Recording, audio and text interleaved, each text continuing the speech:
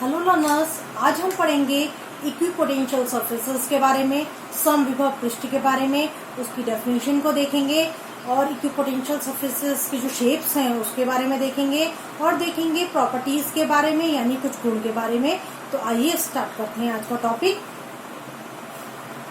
Any surface with same electric potential at every point is called equipotential surface.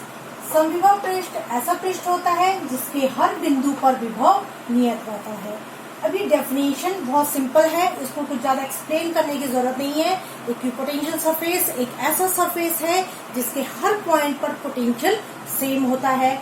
ठीक है, इसको समझने के लिए थोड़ा देख लीजिए। यहाँ पे ये सरफेस है, मान लेते हैं ये एक इक्विपोटेंशियल सरफेस है, तो इसके हर पॉइंट पे पोटेंशियल जो होगा वो सेम होगा। अगर इस पॉइंट पे इसका पोटेंशियल V1 है तो इन सभी पॉइंट पे V1 होगा। ठीक है, तो इक्विपोटेंशियल सरफेस एक ऐसा सरफेस है जिसके हर पॉइंट पे पोटेंशियल सेम होता है। अब देखिए, पोटेंशियल सेम होने के कारण अगर आपको पोटेंशियल डिफरेंस पूछा जाए यानी विभवांतर पूछा जाए, अगर पूछा जाए कि एक इक्विपोटेंशियल सरफेस का एक समविभव पृष्ठ का जो पोटेंशियल डिफरेंस होता है, विभवांतर होता है, वो क्या होता है, तो आप आसानी से बता सकते हो कि वो 0 होता है। क्यों? क्योंकि ये सभी जब सेम होगी तो सेम चीजों का जो सब्ट्रैक्शन करोगे तो उसका रिजल्ट 0 आएगा। तो ध्यान रखिएगा कि अगर इक्विपोटेंशियल सरफेस के बारे में बात हो रही है तो उस केस में जो पोटेंशियल डिफरेंस होता है वो 0 होता है। ठीक है, अब हम इसके कुछ शेप्स के बारे में देख लेते हैं।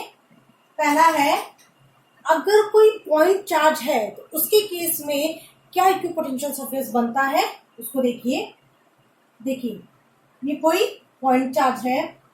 अगर आपसे पूछा जाए कि इस पॉइंट पे इस चार्ज के कारण पोटेंशियल क्या होगा, और मान लेते हैं कि यहाँ से यहाँ तक इसकी दूरी स्मॉल r है। ठीक है, तो अगर आपको यहाँ पे पोटेंशियल पूछा जाए तो हमें पता है v इक्वल्स जो होता है 1 divided by 4 pi epsilon not q divided by distance, और ये r है। ठीक है, हमें पोटेंशियल का फॉर्मूला पता है। इस पॉइंट पे पूछा जाए, इस पॉइंट की भी इस चार्ज से दूरी स्मॉल r ही है, तो इस पॉइंट पे भी पोटेंशियल यही होगा। अगर इस पॉइंट पे पूछा जाए जिसकी भी दूरी स्मॉल r है, तो इस पॉइंट पे भी पोटेंशियल यही होगा। तो इस तरीके से आप अगर ये सारे पॉइंट्स कंसीडर करें, ये सारे पॉइंट्स को अगर आप लें जो कि इस प्लस क्यू चार्ज से स्मॉल r डिस्टेंस पर सिचुएटेड है, और अगर आप इन सारे पॉइंट्स को आप ज्वाइन कर लेते हैं, अगर आप हम इन सभी पॉइंट्स को मिला देते हैं तो ये जो बनता है ये क्या बन रहा है, एक स्फीयर बन रहा है। ठीक है, और इस स्फीयर के हर पॉइंट पे जो पोटेंशियल होगा उसकी वैल्यू यही होगी। इसी तरीके से सिर्फ एक ही स्फीयर पॉसिबल नहीं है, इस तरीके से बहुत सारे स्फीयर, बहुत सारे गोले बनने पॉसिबल हैं। यहाँ तो हमने r दूरी ली, सपोज हम यहाँ से यहाँ तक की दूरी r1 कंसिडर करते हैं, और इस पॉइंट पे अगर आपको पोटेंशियल पूछा जाए तो ये हो जाएगा, फॉर्मूला यही रहेगा, r की जगह r1 हो जाएगा। और उसी तरीके से इस डिस्टेंस पे यहाँ इस तरीके से अगर पॉइंट लिया जाए और सबको आप मिला लो तो ये भी एक स्फीयर बनेगा। इसलिए प्लस चार्ज के कारण जो पॉसिबल जो इक्विपोटेंशियल सरफेसेस हैं उसके केस में बहुत सारे स्फीयर्स बनेंगे। इनको बोलते हैं कंसेंट्रिक स्फीयर्स यानी संकेंद्रित गोले।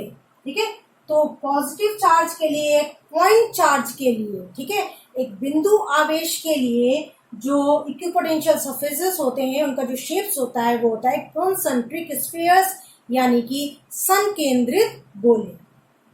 ठीक है, तो पहला जो हमने अभी बताया आपको ये था पॉइंट चार्ज के केस में। जो अभी हमने एग्जांपल देखा ये था पॉइंट चार्ज के केस में था, उसको आप लिखिए बिंदु आवेश। तो आप समझ गए, अगर बिंदु आवेश है, पॉइंट चार्ज है, तो उस केस में जो पॉसिबल शेप होगा वो संकेंद्रित गोले होंगे, कंसेंट्रिक स्फीयर्स होंगे। अब सेकंड लेते हैं लाइन चार्ज के केस में,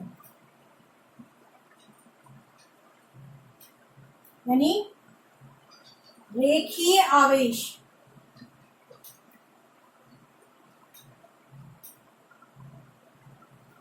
आप इसको लाइन चार्ज कहिए चाहे लीनियर चार्ज कहिए, एक ही बात है, ठीक है। तो इसको कंसीडर करते हैं। अब इस केस में जो पॉसिबल शेप होता है, इसके कारण ऐसा बनेगा, इसके कारण ऐसा बनेगा, इसके कारण ऐसा बनेगा, इस तरीके से इस बनेंगे। और इन सभी पॉइंट्स को जब आप ज्वाइन कर लोगे, मिला लोगे, तो फाइनल जो आपको शेप मिलेगा एक सिलेंडर का मिलेगा, ठीक है। तो जिस तरीके से सिलेंडर मिला है, इस तरीके से बहुत सारे सिलेंडर पॉसिबल है, बस उनका रेडियाई डिफरेंट होगा, ठीक है। तो जो लीनियर चार्ज है उसके कारण आपको एक सिलेंडर ऐसा भी मिलेगा, एक सिलेंडर आपको ऐसा भी मिलेगा, और इसी के बाहर भी ऐसे बहुत सारे सिलेंडर्स इसके अंदर भी बना सकते हैं, बहुत सारे सिलेंडर्स पॉसिबल हैं। तो अगर लीनियर चार्ज है, लाइन चार्ज है, रेखीय आवेश है, तो उस केस में जो पॉसिबल शेप होता है वो होता है कंसेंट्रिक सिलेंडर्स, यानी संकेंद्रित बेलन, ठीक है। बता देते हैं। अब तीसरा केस देखते हैं। थर्ड केस है यूनिफॉर्म इलेक्ट्रिक फील्ड, एक समान विद्युत क्षेत्र, ठीक है। अगर यूनिफॉर्म इलेक्ट्रिक फील्ड है तो उस केस में क्या शेप होगा, उसको देखिए, ये यूनिफॉर्म इलेक्ट्रिक फील्ड हो गया। इस केस में जो पॉसिबल इक्विपोटेंशियल सरफेस है वो एक ऐसा प्लेन होगा, एक ऐसा तल होगा जो इस यूनिफॉर्म इलेक्ट्रिक फील्ड के परपेंडिकुलर होगा, नॉर्मल होगा, लंबवत होगा, ठीक है। तो इसके लिए जो यूनिफॉर्म इलेक्ट्रिक फील्ड के लिए जो पॉसिबल शेप होता है इक्विपोटेंशियल सरफेस का, एक ऐसा प्लेन होता है जो इलेक्ट्रिक फील्ड पर नॉर्मल होता है, यानी एक ऐसा तल होता है जो विद्युत क्षेत्र पर लंबवत होता है, ठीक है। तो हमने ये तीन शेप्स देखे। अब आते हैं हम प्रॉपर्टीज के बारे में, इनके गुण के बारे में, इक्विपोटेंशियल सरफेसेस के। वैसे तो आप इसको कितने भी पॉइंट्स में उसको ब्रेक करके भी कर सकते हो, चाहे मिला के एक एक करके भी पॉइंट में उसको कवर कर सकते हो। तो मैंने बेसिकली इसको 3 पॉइंट्स में कैटेगराइज किया है। तो आइए इसको देख लेते हैं।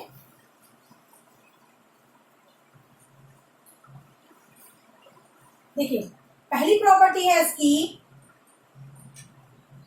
No work is done in moving a charge over an equipotential surface. किसी आवेश को समविभव पृष्ठ के एक बिंदु से दूसरे बिंदु तक ले जाने पर कोई कार्य नहीं किया जाता, ठीक है। अब ये कह रहा है कि अगर आपका कोई इक्विपोटेंशियल सरफेस है तो वहां पे अगर आप एक पॉइंट से दूसरे पॉइंट पर किसी चार्ज को ले जा रहे हो, आप ले जा रहे हो चाहे सिस्टम ले जा रहा है, तो उस केस में जो वर्क डन होता है, जो कार्य होता है, वो 0 होता है। तो इसको जरा मैथमेटिकली देख लेते हैं, गणितीय रूप में देख लेते हैं कि कैसे ये पॉसिबल है, ठीक है। तो जो पॉइंट चार्ज के कारण अभी पॉसिबल हमने शेप देखा, वो क्या था, एक स्फीयर था, उसी को कंसीडर करते हैं। एक 2 पॉइंट कंसीडर करते हैं, ए एंड बी। अगर हमें ये उसको और डिस्प्लेसमेंट इसको यहाँ मान लेते हैं dr। अगर कोई टेस्ट चार्ज है, सपोज कोई टेस्ट चार्ज है, उसको हमें ए पॉइंट से बी पॉइंट तक ले जाना है, तो उस केस में वर्क डन कैसे निकालेंगे उसको देखते हैं। देखिए, हमें ये फॉर्मूला पता है, dv equals to dw divided by test charge, ये फॉर्मूला हमें पता है। अभी अभी मैंने जहाँ आपको इक्विपोटेंशियल सरफेस की डेफिनेशन के बारे में बताया, वहां मैंने बताया था आपको कि dv की वैल्यू 0 होती है। तो dv 0 हो गया, dw divided by q not, यहां से dw की वैल्यू 0 आ जाएगी, यानी कि आप ए पॉइंट से बी पॉइंट तक किसी भी चार्ज को, किसी टेस्ट चार्ज को अगर मूव कराते हो तो कोई काम नहीं किया जाता, ठीक है। तो ये पहली प्रॉपर्टी थी इसकी। सेकंड है, electric field is always perpendicular to the equipotential surface, यानी कि विद्युत क्षेत्र समविभव पृष्ठ के प्रत्येक बिंदु पर पृष्ठ के लंबवत होता है, ठीक है। पहले हम इसको फिगर के थ्रू समझने की कोशिश करेंगे, फिर हम इसको मैथमेटिकली प्रूव भी करेंगे, ठीक है। तो उसको फिगर हम एक फिगर ऐसे कंसिडर, सेम अगेन वही वाली फिगर हम कंसिडर करते हैं।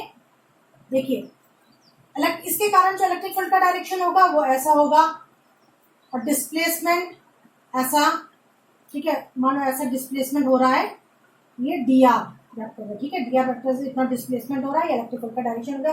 आपको फिगर में भी साफ साफ दिख रहा है कि इलेक्ट्रिक फील्ड और इक्विपोटेंशियल सरफेस, ये इसका इक्विपोटेंशियल सरफेस हो गया, इन दोनों के बीच का जो एंगल बन रहा है वो 90 डिग्री बन रहा है। ये तो फिगर से भी हमें क्लियर हो गया है। हम इसको मैथमेटिकली भी देख लेते हैं कैसा कैसा होता है। देखिए हमें फॉर्मूला पता है dv equals to minus E vector dot dr vector, ठीक है।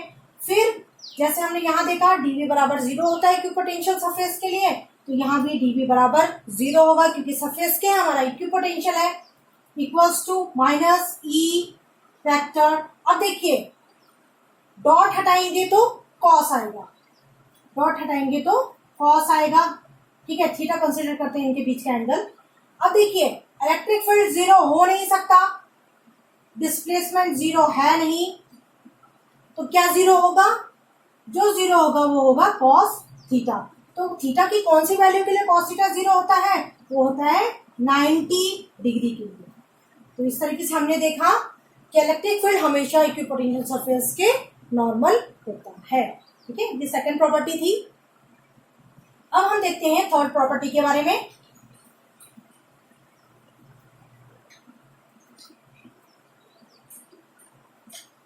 इसको बता देती हूँ। इसकी थर्ड प्रॉपर्टी है two equipotential surfaces never intersect each other. दो समविभव पृष्ठ एक दूसरे को कभी भी नहीं काटते। ये प्रॉपर्टी कुछ वैसे ही मिलती जुलती है जो हमने इलेक्ट्रिक फील्ड लाइन से पढ़ा था, वैसे ही कुछ प्रॉपर्टी है। मान लेते हैं कोई इक्विपोटेंशियल सरफेस है किसी के कारण, किसी चार्ज के कारण, और एक इक्विपोटेंशियल सरफेस ये है। तो ये दोनों ही अगर इस पॉइंट पे एक दूसरे को इंटरसेक्ट करते हैं, एक दूसरे को काटते हैं, तो इस पॉइंट पे इस इक्विपोटेंशियल सरफेस के कारण जो इलेक्ट्रिक फील्ड का डायरेक्शन होगा वो कुछ ऐसा होगा, ठीक है। और इस इक्विपोटेंशियल सरफेस के कारण जो इलेक्ट्रिक फील्ड का डायरेक्शन होगा वो कुछ ऐसा होगा।